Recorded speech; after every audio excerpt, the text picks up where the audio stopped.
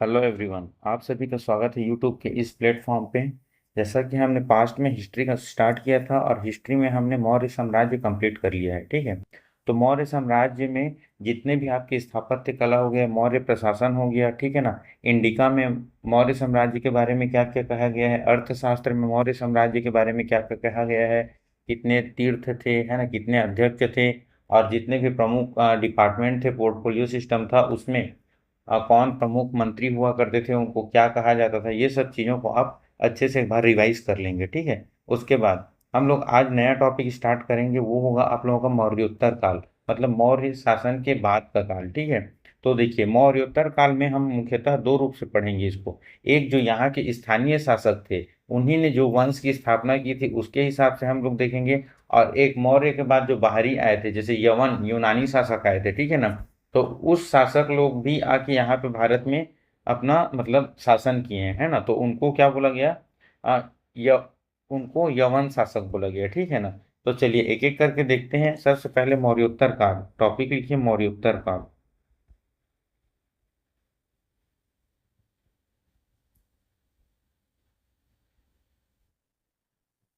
ठीक, तो इसमें एक देखिए, पहला देखते हैं हम लोग स्थानिक स्थानिक शासक, जो यहीं के थे, है ना, भारत के ही थे और जिन्होंने शासन किया। और दूसरा में लिखिए आप इसको विदेशी, ठीक है, विदेशी शासक, ठीक है। तो देखिए हम लोग स्थानिक में देखते हैं। सबसे पहले ये बृहद्रथ की हत्या की थी किसने, पुष्यमित्र शुंग ने। और कौन सी वंश की स्थापना की थी, शुंग वंश की स्थापना की थी, है ना।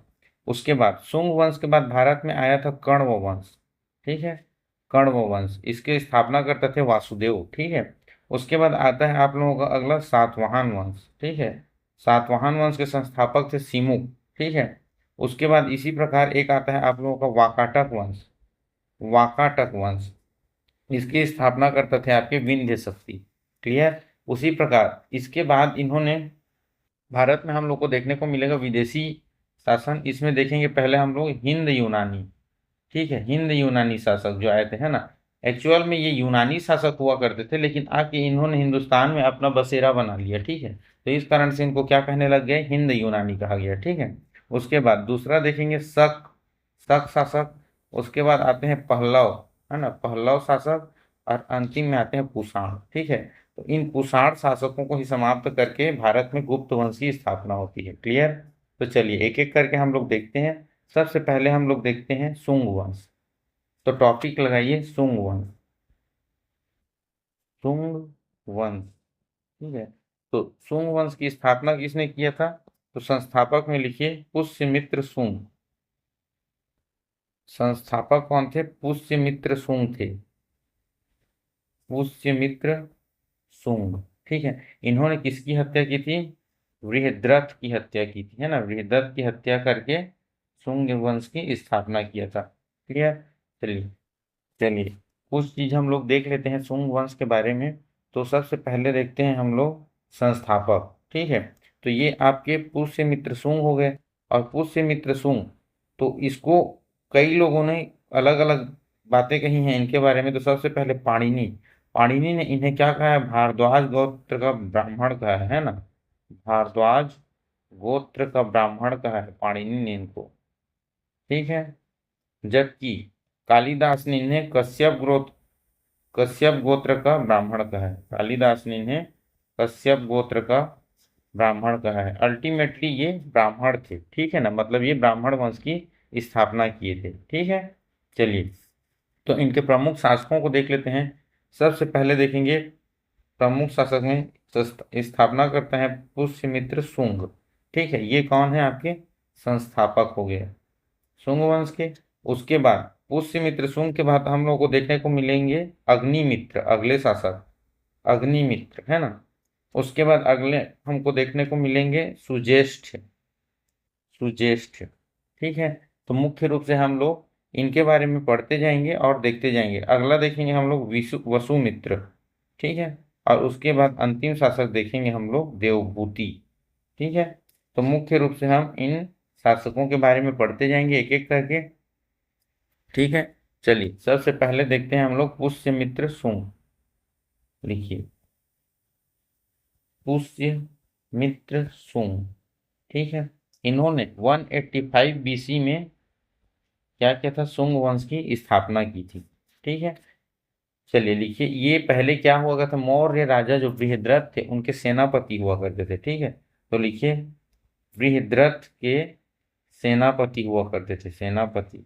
फिर क्या क्या, इन्हीं की ही हत्या की, है ना, बृहद्रथ की ही हत्या की, कब, 185 बीसी में। और क्या किया, शुंग वंश का स्थापना किया, ठीक है। इन्होंने, अब बौद्ध धर्म चल रहा था, है ना, मौर्य के समय में, मौर्य काल, अब बौद्ध धर्म के अनुयायी हो चुके थे अशोक के बाद। तो उसके बाद इन्होंने पुनः कौन से वंश की स्थापना किया, ब्राह्मण वंश की स्थापना किया, है ना। ये क्या था, एक ब्राह्मण वंश था, है ना। तो इसीलिए क्या बोला जाता है, फिर ब्राह्मण वंश से मतलब इन्होंने क्या किया, वेदों को महत्व दिया अपना, ठीक है। तो इसको इसीलिए बोला गया वैदिक पुनर्जागरण का काल। इनके समय को वैदिक पुनर्जागरण का काल कहा गया, पुष्यमित्र शुंग के समय को, ठीक है ना। चलिए, तो इनके एक जो इनके मित्र बोल सकते हैं, या तो फिर इनके दरबारी बोल सकते हैं, है ना, इनके राज दरबार में रहते थे कौन, पतंजलि, ठीक है, पतंजलि जो इनके राज पुरोहित थे। इन्होंने इनके लिए क्या किया था, पुष्यमित्र शुंग के लिए 2 अश्वमेध यज्ञ किया था, अश्वमेध यज्ञ कराया था, ठीक है ना, क्लियर। और ये ब्राह्मण वंश के अनुयायी थे, ये चीज इंपॉर्टेंट है, ठीक है ना, याद रखिएगा। तो अश्वमेध यज्ञ किसने कराया था पुष्यमित्र शुंग के लिए, तो पतंजलि ने कराया था, है ना। और इसकी जानकारी हमें कहाँ से मिलती है, तो अयोध्या अभिलेख से मिलती है, ठीक है। अयोध्या अभिलेख से इसकी हमें जानकारी मिलती है कि इन्होंने क्या कराया था, 2 अश्वमेध यज्ञ कराया था, क्लियर। चलिए उसके बाद और देखते हैं कुछ कुछ इंपॉर्टेंट। देखिए जैसे इधर आपके शुंग वंश चल रहा है, तो उधर जो विदेशी लोग हैं वो लोग भी अपना शासन चला रहे हैं, जैसे कौन, यूनानी शासक मिनांडर, है ना। तो देखिए इन्होंने मिनांडर को हराया था, ठीक है। तो लिखिए पुष्यमित्र शुंग ने, पुष्यमित्र शुंग ने यूनानी शासक मिनांडर को हराया था, शासक मिनांडर को हराया था।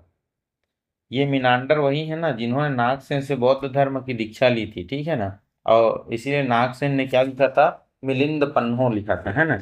इन्हीं के दोनों के वार्तालाप के ऊपर में, ठीक है। उसके बाद देखिए इनके बारे में बोला जाता है कि अशोक ने जो 84,000 स्तूपों का निर्माण कराया था उसको पुष्यमित्र शुंग ने पूरा तुड़वा दिया था करके, है ना। लेकिन ये मतलब एक कहने वाली बात है, एक्चुअल में देखें तो जो सांची का स्तूप है उसमें वो स्तूप ऐसे ही अशोक ने बनवाया था, ठीक है। लेकिन उसमें जो रेलिंग बनवाने का काम है वो पुष्यमित्र शुंग ने कराया था। तो उनके एक स्थापत्य कला में ये चीज भी आ जाएगा कि लिखिए सांची के स्तूप की रेलिंग, है ना, उसको प्रदक्षिणा पथ भी बोला जाता है ना। तो रेलिंग बनवाया था, ऐसा लिख लीजिए, रेलिंग बनवाया था, वो किसका था, उसको पत्थर पर बनवाया था ना, पत्थर से बनवाया था सांची के स्तूप की, क्लियर। उसके बाद एक स्तूप बनवाया था, कौन सा, भरहुत स्तूप। तो भरहुत स्तूप का भी इसने जीर्णोद्धार कराया था। भरहुत स्तूप जो कहाँ है, मध्य प्रदेश के सतना में है, ठीक है। का क्या किया था, जीर्णोद्धार किया था, जीर्णोद्धार,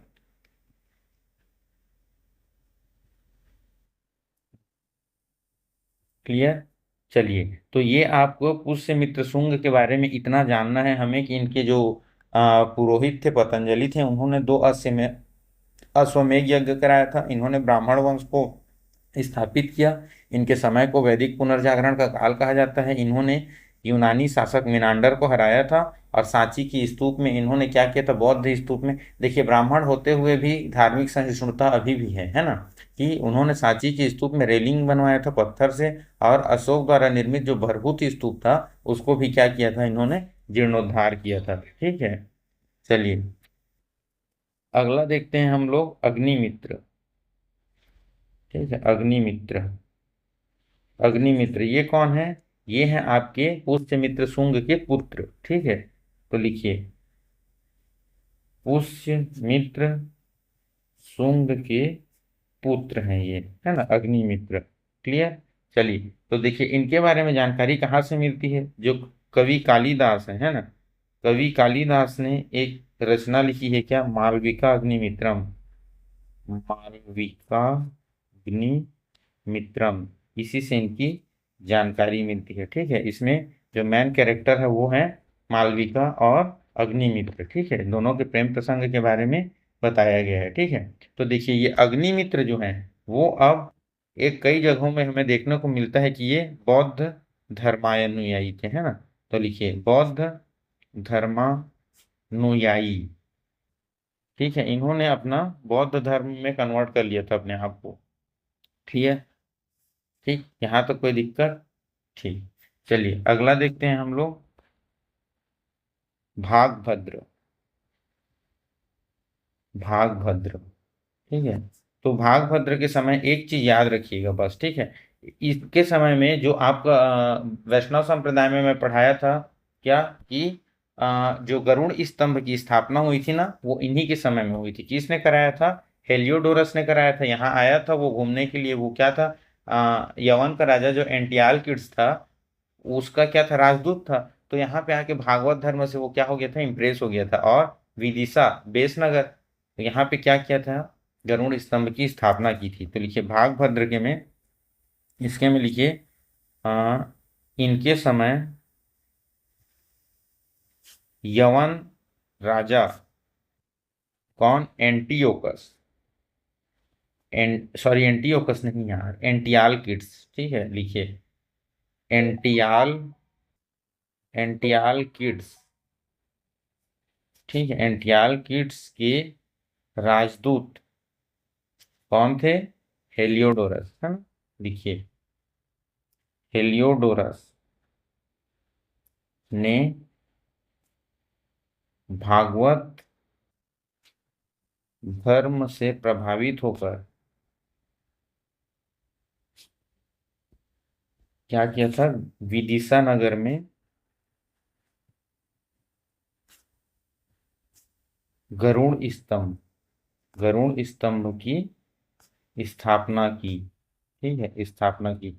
अच्छा, एक चीज नहीं बताया ना, चलिए इनकी जो राजधानी थी वो लिखिए, इन लोगों का जो राजधानी था शुंग वंश का, वो पाटलिपुत्र और विदिशा, दो राजधानी थी इनकी। ठीक है, तो पहले पाटलिपुत्र था, फिर विदिशा हुआ। ठीक है, तो लिख लीजिए शुंग वंश की राजधानी, शुंग वंश की राजधानी। ठीक है, स्टार्टिंग में पाटलिपुत्र थी, फिर उसके बाद विदिशा हो गया था, है ना, विदिशा। ठीक है, तो यहीं पे आपका हेलियोडोरस ने क्या किया था, गरुड़ स्तंभ की स्थापना की थी। ठीक, चलिए अगला शासक देखते हैं हम लोग, देवभूति। ये क्या है, अंतिम शासक है। लिखिए देवभूति, ये अंतिम शासक है। ठीक है, तो लिखिए अंतिम शासक, शुंग वंश का अंतिम शासक कौन है, देवभूति। ठीक है, इसकी हत्या 75वीं बीसी में किसने कर दी, वासुदेव ने, वासुदेव ने हत्या कर दी। और कौन से वंश की स्थापना किया, वासुदेव अब कौन से वंश की स्थापना करता हो जाएंगे, कण्व वंश। ठीक है, तो लिखिए कण्व वंश की स्थापना की। ठीक है, कर्ण वंश की स्थापना। ठीक है, चलिए, तो देखिए कण्व वंश में कुछ ज्यादा पढ़ने का है नहीं। ठीक है, तो कण्व वंश में बस इतना ही याद रखिए कि कर्ण वंश के स्थापना करता थे वासुदेव, और इसके अंतिम शासक कौन थे, अंतिम शासक सुशर्मा। अंतिम शासक में लिख लीजिए सुशर्मा। क्लियर। तो यहाँ पे आपका कण्व वंश, क्योंकि इससे कुछ इंपॉर्टेंट स्थापत्य कला है नहीं, इनके बारे में कुछ विस्तार से जानकारी है नहीं। ठीक है ना, और ये उतना लंबा प्रभावी शासन नहीं किए थे। ठीक है ना, तो इसके बाद जो प्रमुख रूप से आता है सातवाहन वंश, उसके बारे में हम लोग डिटेल से पढ़ेंगे। ठीक है, चलिए, तो यहाँ पे हम लोग शुंग वंश हो गया, उसके बाद आपका ये कण्व वंश हो गया। ठीक है, तो इस क्रम में हमने देखा क्या, मौर्य वंश देख लिया, मौर्य वंश के बाद शुंग वंश देख लिया, शुंग वंश के बाद हमने देख लिया कण्व वंश देख लिया। अब अगला हम लोग देखेंगे सातवाहन। ठीक है ना। हाँ, एक चीज और याद रख लीजिए, कण्व वंश की राजधानी, कण्व वंश की राजधानी पाटलिपुत्र थी। ठीक है, इनकी राजधानी पाटलिपुत्र हो गई थी पुनः। ठीक है, पाटलिपुत्र।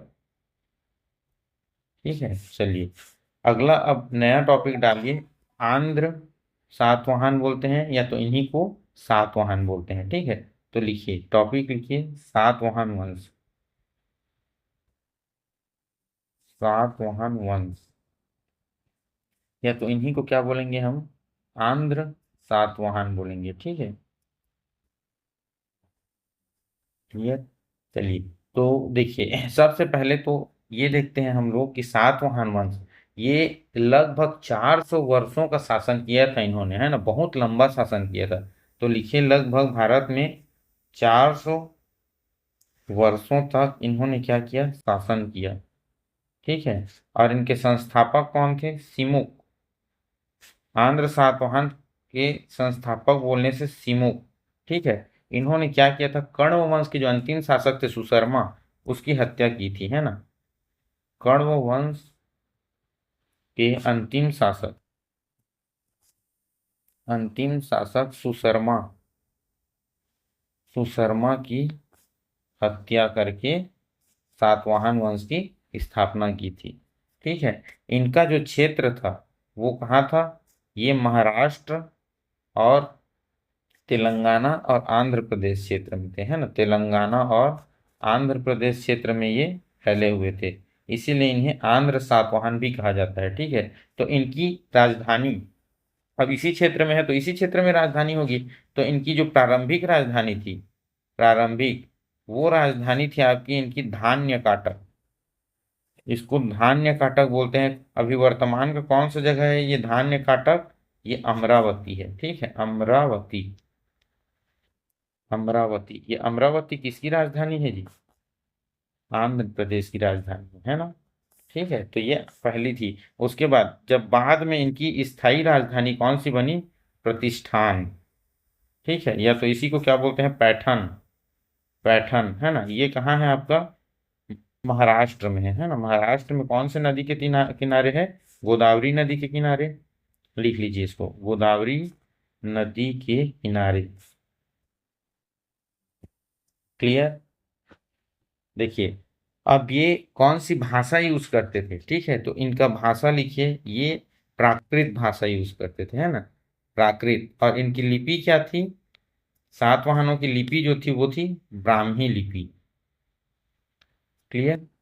तो मैं जब आप लोगों को पुराण पढ़ा रहा था तो उस समय बताया था कौन से पुराण से सातवाहनों की जानकारी मिलती है, तो लिखिए मत्स्य पुराण।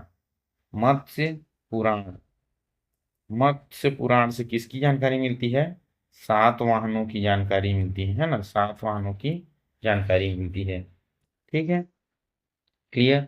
तो देखिए, ये सातवाहन एक्चुअली ये अगर हम लोग देखें भारत,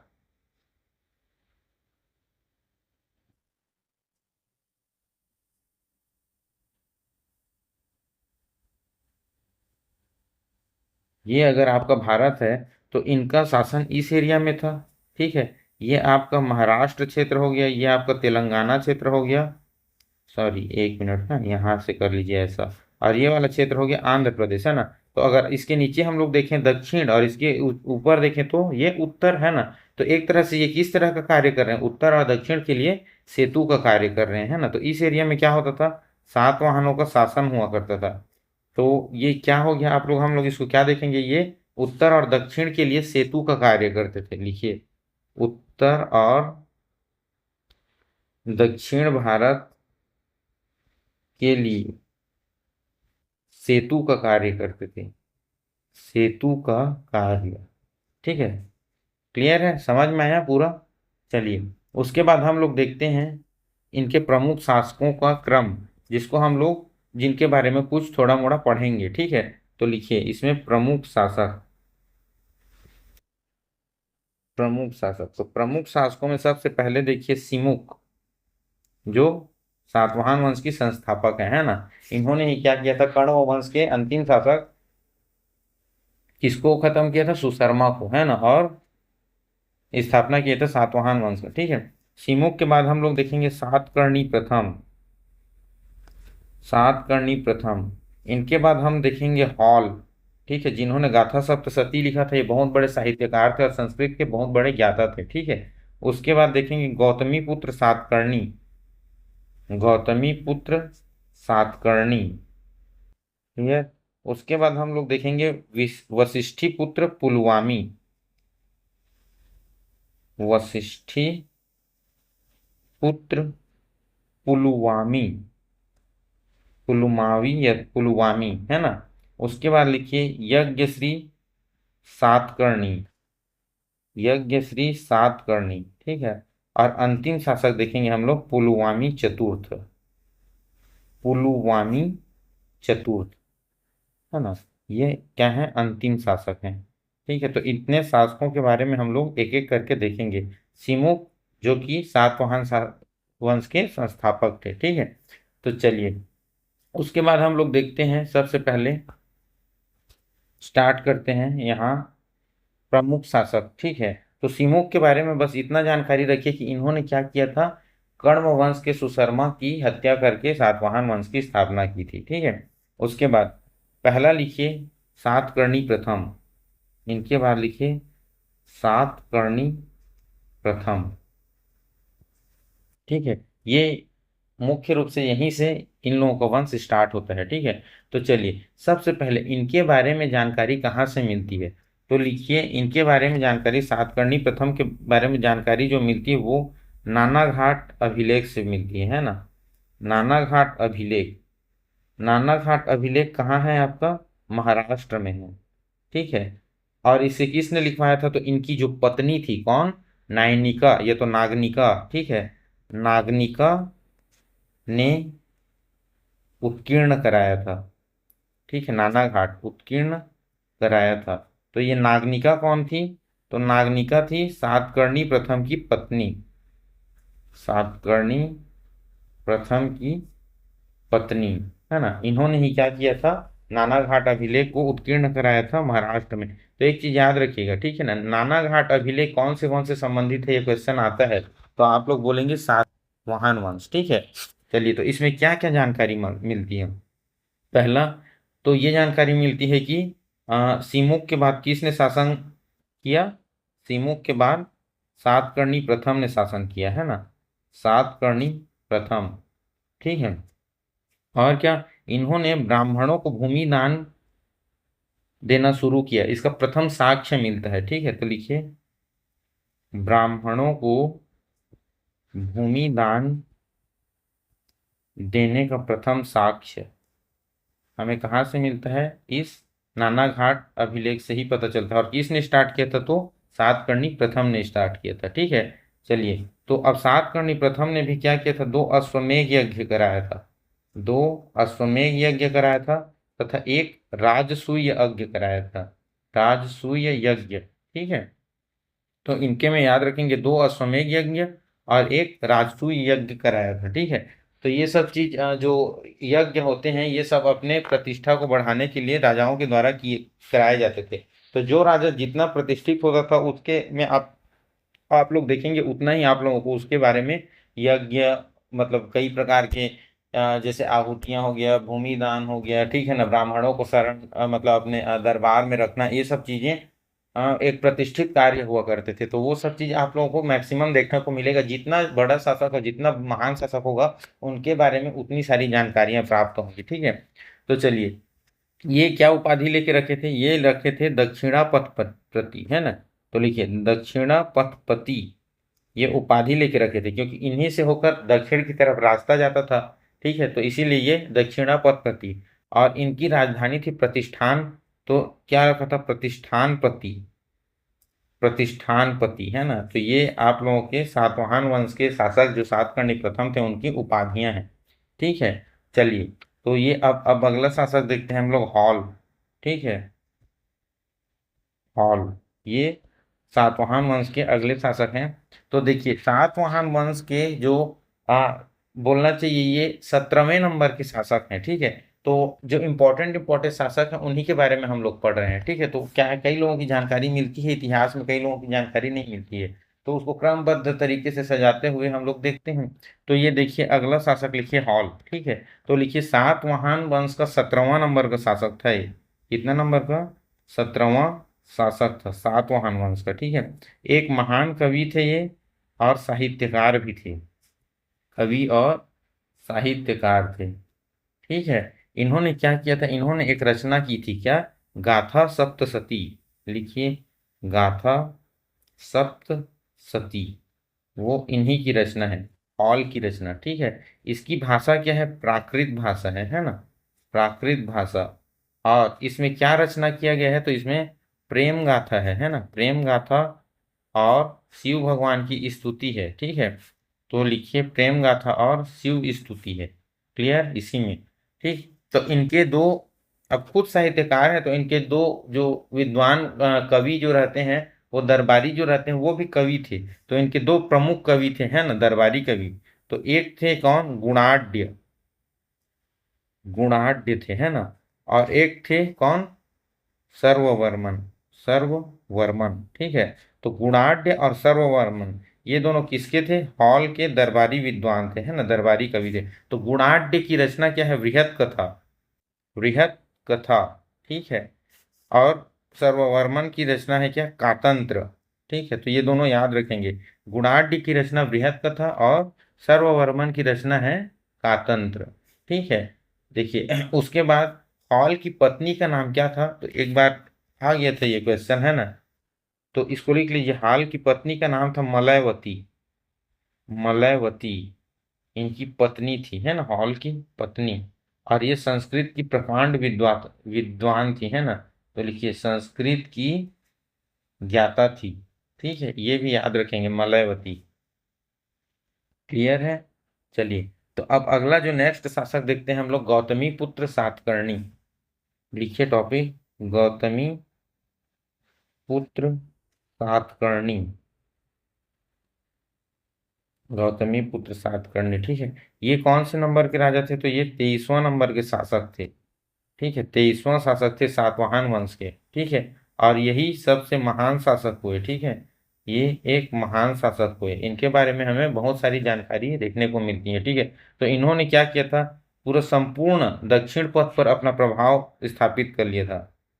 सातकर्णी प्रथम ने संपूर्ण दक्षिण पथ पर अपना प्रभुत्व स्थापित कर लिया था, है ना, या तो प्रभाव स्थापित कर लिया था, इन्होंने स्थापित कर लिया था। ठीक है, तो इनके जानकारी के स्रोत क्या है, जो इनकी माता थी, है ना, कौन, गौतमी बलश्री। ठीक है, तो गौतमी पुत्र, देखिए अपने माता के नाम से ही ये लोग स्टार्टिंग करते थे, है ना, अपने नाम को। तो इनकी माता थी गौतमी बलश्री, उन्हीं के नासिक अभिलेख से इनकी जानकारी मिलती है। ठीक है, तो लिखिए जानकारी के स्रोत इनके बारे में, गौतमी बलश्री के नासिक अभिलेख से, नासिक अभिलेख। और ये गौतमी बलश्री कौन थी, तो सातकर्णी की माता थी, है ना, सातकर्णी की माता। इन्हीं के अभिलेख से हमें इनके बारे में जानकारी मिलती है। तो क्या क्या जानकारी मिलती है इससे, ठीक है, तो इस अभिलेख में इनको कहा गया है एकमात्र ब्राह्मण, एक मात्र ब्राह्मण कहा गया है इन्हें। ठीक है, इन्हें कहा गया है अद्वितीय ब्राह्मण, अद्वितीय ब्राह्मण कहा गया है। ठीक है, किसको, गौतमी पुत्र सातकर्णी को। ठीक है, इनको बोला गया है वर्ण व्यवस्था का रक्षक, वर्ण व्यवस्था का रक्षक कहा गया है इनको। ठीक है, इनको कहा गया है वेदों का आश्रयदाता, वेदों का आश्रयदाता कहा गया है इनको, वेदों का आश्रयदाता। ठीक है, क्लियर। तो ये सब चीजें आपके सातकर्णी प्रथम के लिए कहा गया है नासिक अभिलेख में, जो इनकी माता का था। ठीक है, क्लियर। चलिए, तो एक चीज और देखिए, जो छहरात वंश के शासक नहपान थे, है ना, उनको सातवाहन वंश के शासक जो गौतमी पुत्र सातकर्णी थे, उन्होंने पराजित किया था। ठीक है, एक चीज को इसको याद रखेंगे। ठीक है, और छहरात वंश क्या था, तो छहरात वंश एक, मतलब पश्चिम क्षेत्र में एक वंश हुआ करता था। ठीक है, जो शकों का ही एक टुकड़ा हुआ करता था, छहरात वंश, उसको इन्होंने हराया था। ठीक है, तो लिखिए भारत के पश्चिमी क्षेत्र, भारत के पश्चिमी क्षेत्र के छहरात वंश, लिख लीजिए छहरात वंश के शासक नहपान को पराजित किया था, पराजित किया था। ठीक है, क्लियर। चलिए, यहाँ तक आप लोग गौतमीपुत्र सातकर्णी तक यहाँ तक क्लियर है। उसके बाद अगला देखते हैं हम लोग, वशिष्ठीपुत्र पुलवामी। नेक्स्ट टॉपिक लिखिए, वशिष्ठीपुत्र पुलवामी।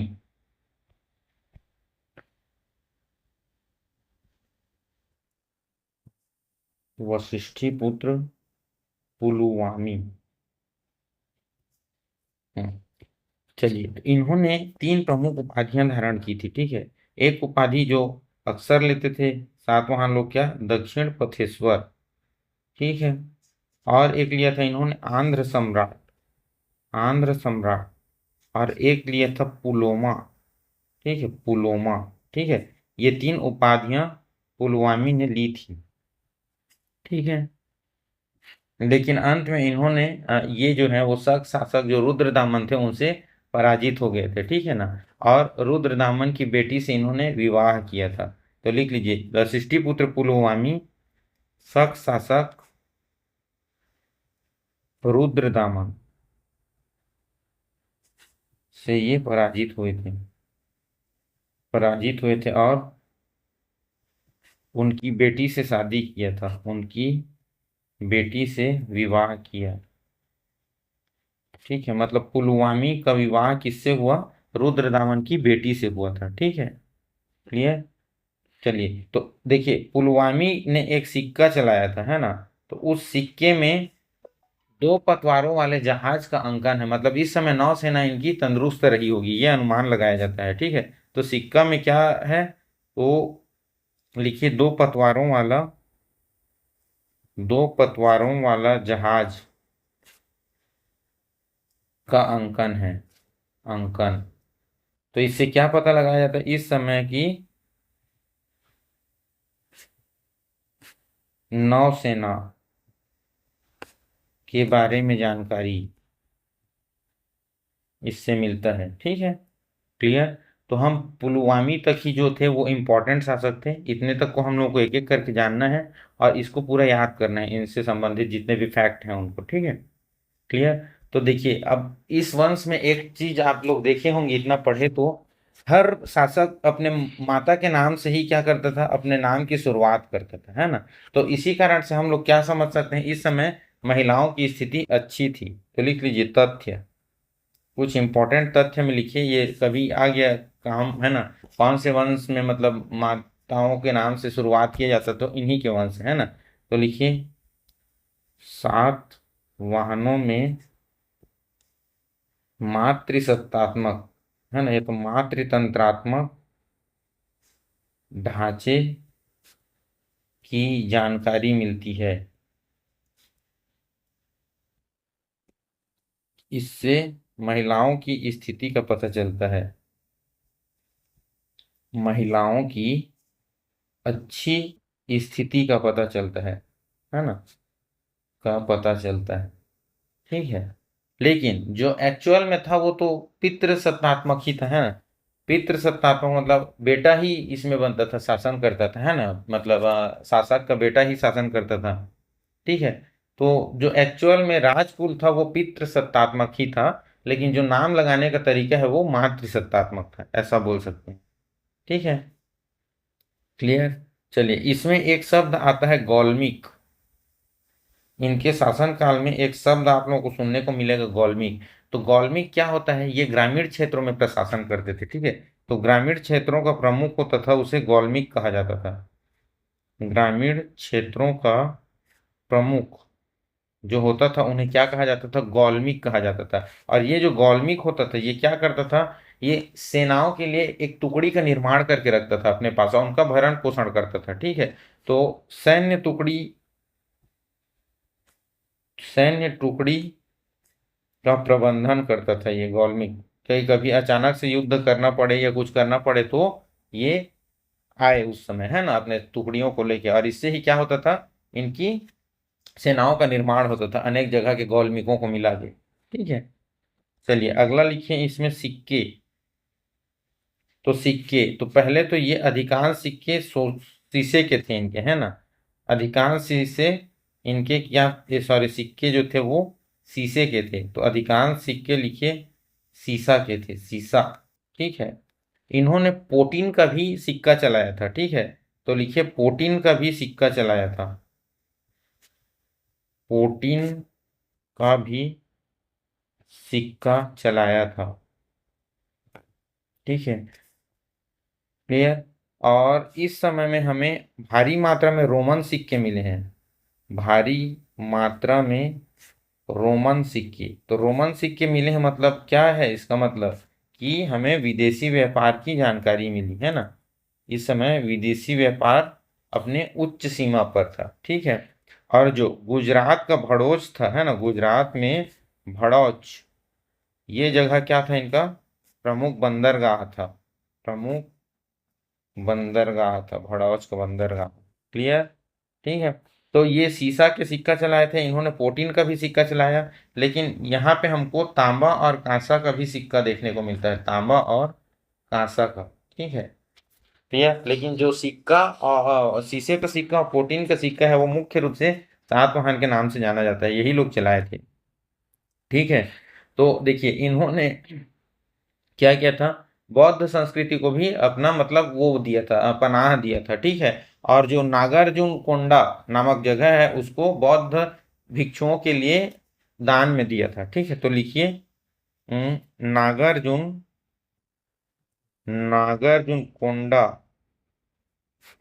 और अमरावती में बौद्ध भिक्षुओं का मुख्य केंद्र स्थापित किया था इन्होंने, है ना, मुख्य केंद्र स्थापित किया था। क्लियर। तो इतना इनके बारे में जानिए। ठीक है, ये इंपॉर्टेंट है। क्लियर। चलिए, तो ये हो गया आप लोगों का सातवाहन वंश यहाँ पे खत्म, समाप्त। ठीक है। कुछ थोड़ा मोड़ा चेदी वंश के बारे में भी देख लेते हैं, क्योंकि वो भी इम्पोर्टेंट है। उसमें कुछ ही चीज़ों को जानना है, बहुत चीज़ों को नहीं जानना है। चलिए इसमें लिखिए चेदी वंश, चेदी वंश। ठीक है। चेदी वंश कौन से क्षेत्र में था, ये कलिंग क्षेत्र में था, है ना, कलिंग क्षेत्र, कलिंग मतलब उड़ीसा वाला क्षेत्र में था चेदी वंश। ठीक है। तो देखिए अशोक कलिंग में आक्रमण किया था, पता है आप लोगों को। ठीक है ना। तो कलिंग में आक्रमण करने के बाद वो कलिंग को अपने कब्जे में कर लिया था। ठीक है। उसके बाद हमें इसके बाद की जो जानकारी मिलती है वो कलिंग की जानकारी हमें हाथी गुम्फा अभिलेख से पता चलता है, खारवेल का। ठीक है। खारवेल इस वंश का एक बहुत प्रतापी राजा हुआ करता था। ठीक, तो उसको लिख लीजिए, चेदी वंश की जानकारी हमें खारवेल के हाथी गुम्फा, हाथी गुम्फा अभिलेख से मिलती है। ठीक है। और खारवेल खुद कौन से वंश का अनुयायी था, कौन से धर्म का, तो ये जैन धर्म का अनुयायी था। क्लियर है, खारवेल। और ये इस वंश का, चेदी वंश का प्रतापी राजा था, चेदी वंश का एक प्रतापी राजा था। क्लियर।